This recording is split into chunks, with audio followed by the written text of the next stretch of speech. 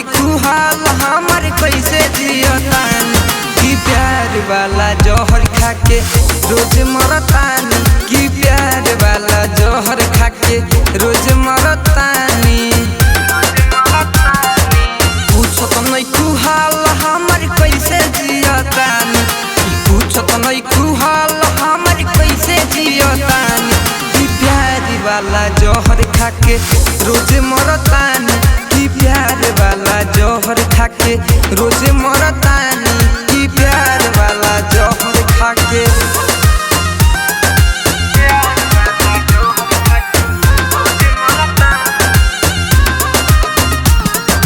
Presented by Sonia Music, Vidya।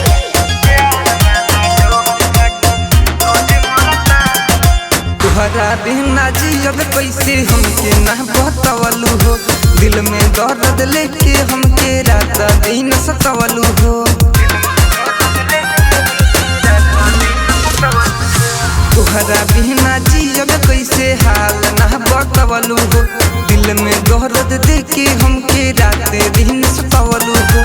हंसतावे लोग हम तो साची कहतानी कि हंसतावे लोग हम तो साची कहतानी कि प्यार वाला जहर खाके रोज मरतानी कि प्यार वाला जहर खाके रोज मरतानी कि प्यार वाला जहर खाके।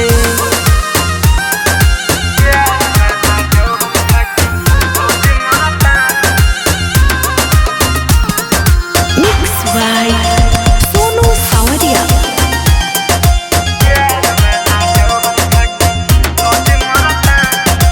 बाहर परेशान कोइले हमारा के सोना हो दिन रात रोतानी बैठी घर के कोना हो।